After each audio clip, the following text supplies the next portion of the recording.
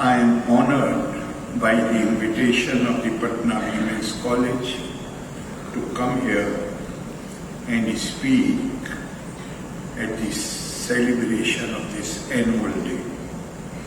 I heard with great interest and pleasure the speech just made by the principal, Dr. Sister M. Rashmi, listing out the remarkable achievements and milestones of this prestigious institution and describing the transformative journey that Patna Women's College has undertaken, especially the initiatives the college has taken to implement the new education policy. Founded in 1940, Patna Women's College holds the distinction of being the first women college in Bihar. We acknowledge with gratitude the tireless efforts of Patna Women's College in shaping the lives of countless young girls of Bihar, nurturing their intellectual growth and empowering them to take on leadership roles across various fields. The college has long been a beacon of academic excellence and, more importantly, a torch-bearer path of social change. Education is the key to achieve economic independence and self-reliance. This acquires more significance in the case of women who enjoy the right of education, but equal access to education for women generally remains a problem. From the stories which we regularly hear, millions of women do not finish school because they are forced by their social circumstances to focus on household, caregiving, and child-rearing responsibilities. Overcoming all these roadblocks, the Patna Women College has played a pivotal role in empowering the girl students and shaping the academic landscape of this region. This college has earned great reputation by upholding high academic standards. Most notably in 2024, Patna Women's College secured the highest possible grade of A++,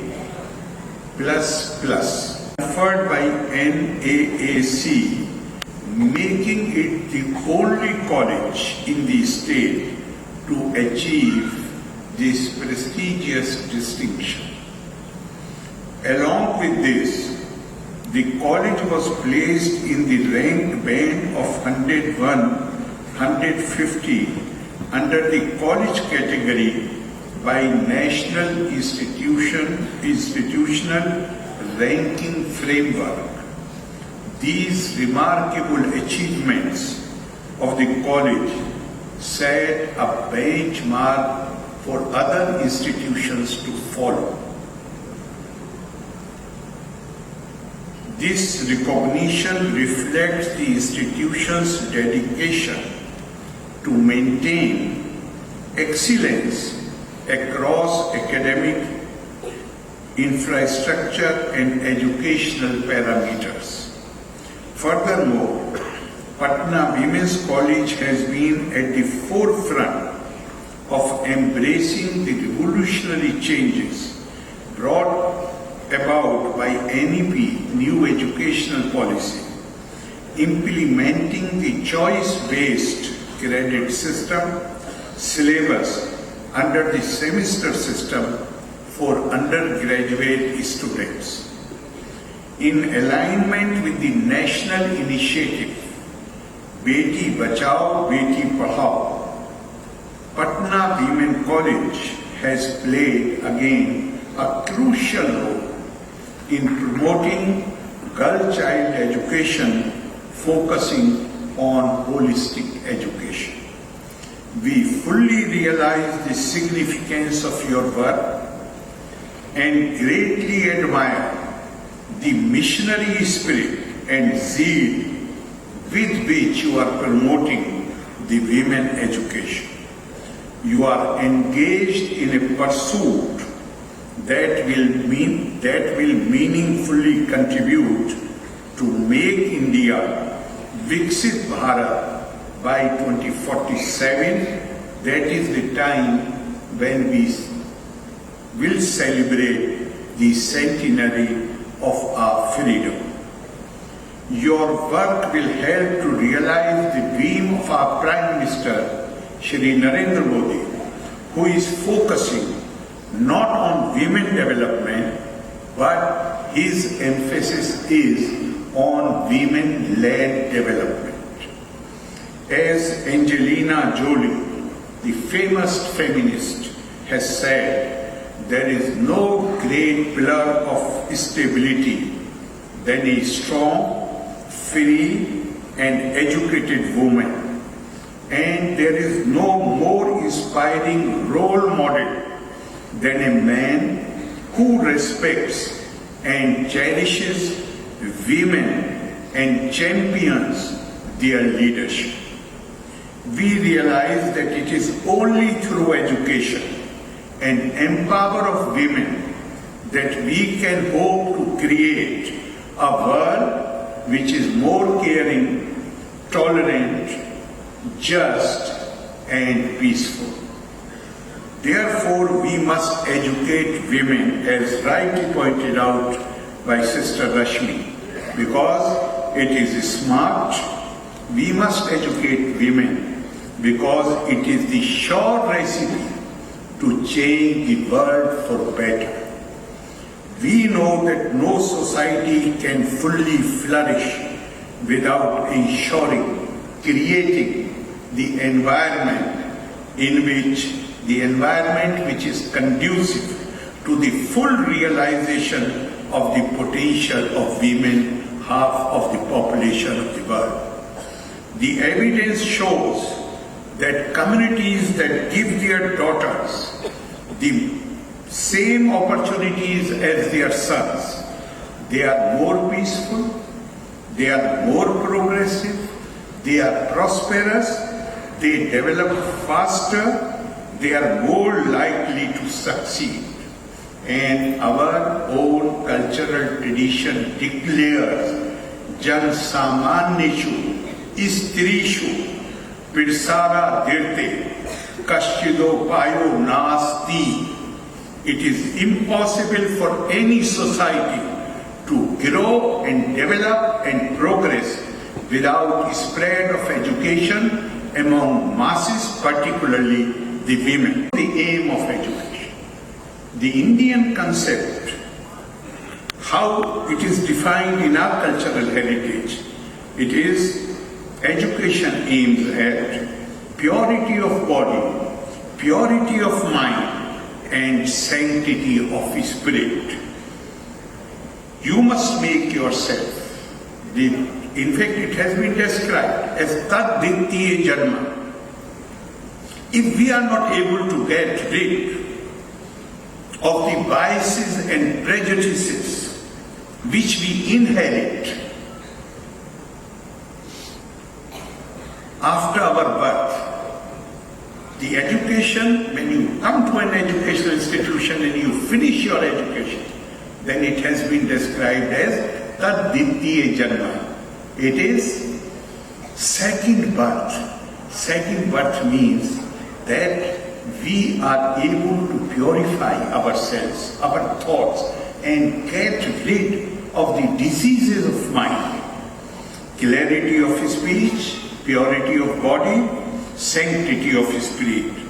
All these three things are aims of the education. And Swami Vivekananda has said, we want the education by which character is formed. It is not merely that we collect all this data in our minds, we memorize that. Education is basically aimed at character formation, development of resilience, development of higher ethical and moral values. So Swamiji says that the aim of the education is by which character is formed, strength of mind is increased, the intellect is expanded. Yove Puma Tat Sukham Nalpe Sukham Asti. Again the Indian tradition says that it is broad-mindedness, your ability to embrace everybody that brings you happiness. Narrow-mindedness can never bring you happiness. We have, in Holy Bible, we have three great exhortations. In Proverbs 16:16 it has been said that having wisdom and understanding is better than having silver or gold. Then the Holy Bible tells us that we should study and show God that we understand truth. All this can happen only through education. Matthew 6:33 says that above all things in our life, we should seek God and everything else will be provided for us. Education,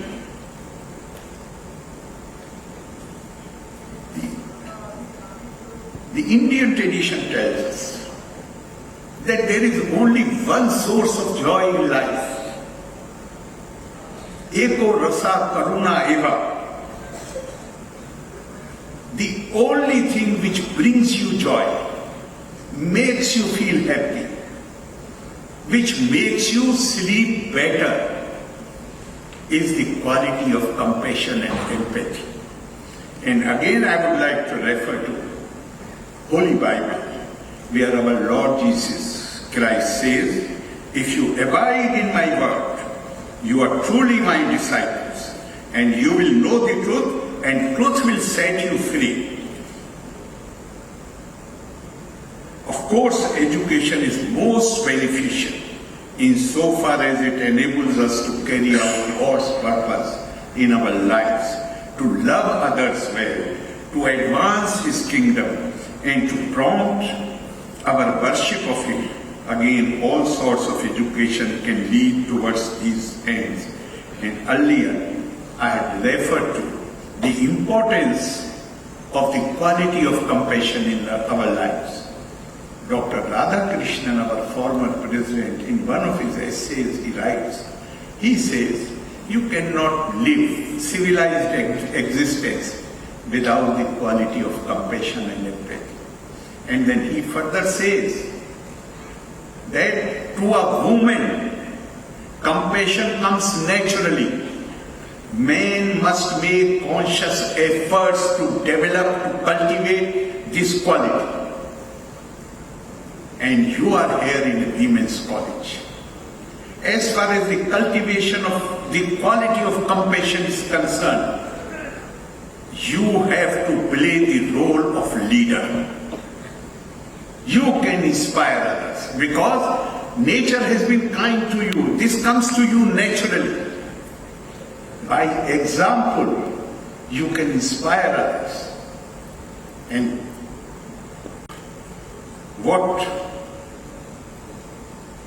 there's a beautiful line in Sanskrit which says, Saksharo vipritatve rakshaso bhavati dhurva. You may be very learned, highly educated, but if you lack the quality, basic human quality of compassion and empathy, then there is every possibility of you degenerating yourself into a brute. In fact, if you look at the history, more harm to the mankind has been done by the very highly educated people who lacked human qualities, who lacked compassion, who lacked sense of ethics and morality. Therefore, it is absolutely an institution which has been started by Catholic mission.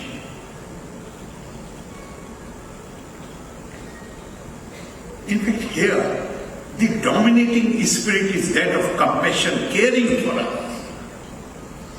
Therefore, I hope and request you that you have to play a leading role. There is a beautiful shlok in Srimad Bhagavad Gita which says, Yad yad acharati shreshta tat tat eva itarajana sa yad pirmanam kurute loka tat anuvartane. Those who are in the leadership role, whatever they do is generally emulated by the common people.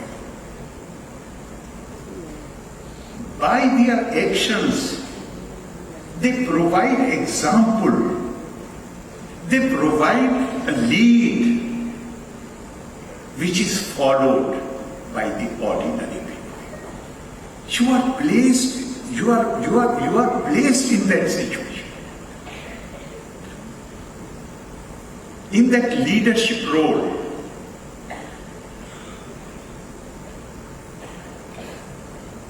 Therefore, you must feel that burden on your shoulders and show the society how to behave in such circumstances.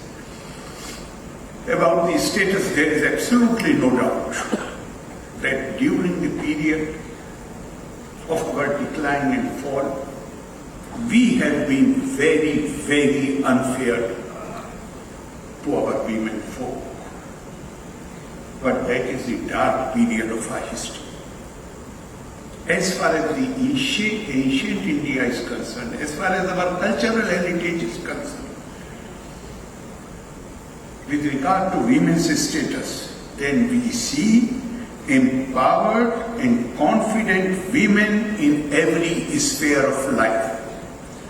The study of our ancient books shows that, like many others, we also started our civilizational journey with absolute respect, reverence, and worship of women. We have a classic which is named Gita Govindam.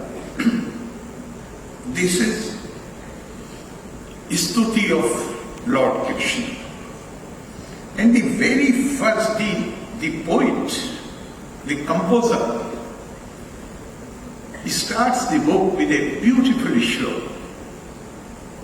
And that I consider is the greatest tribute to the women power, Matra Shakti. In Indian tradition, Lord Krishna is the only avatar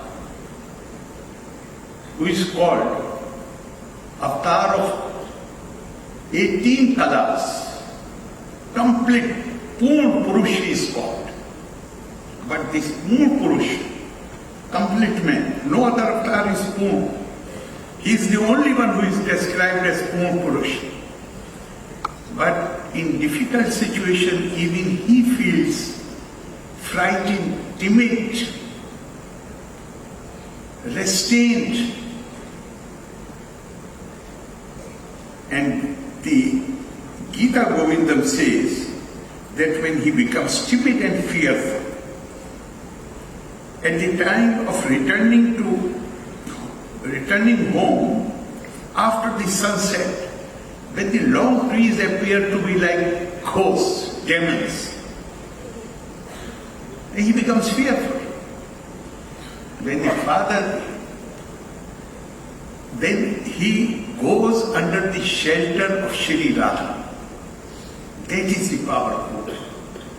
Megher, Meduram, Ambaram, Vanbhava, Shama, Tamal Durumi, नक्तम भीरुरयम तोमेव तादिरम Radhe गिरहम प्राप्य इत्थम नंदा निदेशता चलितो पित्यध्वा कुंजा द्रुमे Radha Madhav your जयंती यमुना कूले रहा के लिए.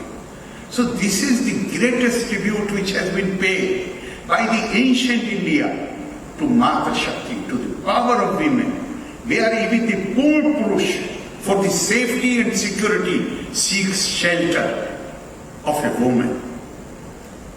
Here we see how beautifully the woman power has been idolized. But the problem is that during the period of our decline and fall, we stopped there. But we should say in fairness to our governments, both the central and the state, and our private philanthropic institutions, the mission institutions, they have brought about a renaissance in women's education, which has helped in changing our attitude. I would like to say a few words about the teachers also, because in an educational institution, we must recognize and acknowledge the importance of teachers. The Indian tradition tells us that it is only either your parents or your teachers. The general psychology of human beings is that they want to achieve victory everywhere. But there are two exceptions: parents and teachers, who want their wards, their children, and the students are also like children. They want them to surpass their achievements. Sarvatram jayeti chet, putrat shishyat icchet parajayam. This is the quality of the teachers. They desire that they are, as far as the achievements are concerned, those who are taught by them, those who are trained by them, they go ahead of them. They want to be defeated by their children and by their students. This is a divine quality. And if this is the basic quality of the teachers, then they deserve all our respect, all our reference, and always keep in your mind. Again, I would like to refer to Srimad Bhagavad Gita. Shraddhavan labte jnana tatparasam yatindriya.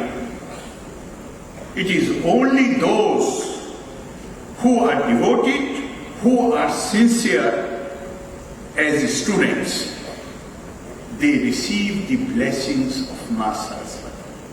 They receive the knowledge. They are blessed with wisdom.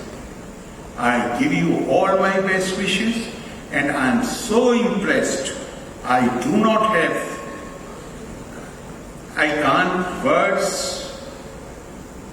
adequate words to let you know how impressed I am by what I have seen there. You have excelled not only in academics. This college provides full opportunities to the students outside the classroom also to develop their personalities. What wonderful! I have seen few programs. I'm not talking just of educational institutions. You have surpassed the professionals. Wonderful. Wonderful. But these things, the praise which I am heaping on you, should not go to your head. This should inspire you to do even better in the days to come. And said, always in this life, we never reach our destination. The target which you have fixed, the moment you touch it, then fix another target. Another target. So I give you all my best wishes. Loka samasta sukhino bhavantu. Dhanyavad. Jai Hind.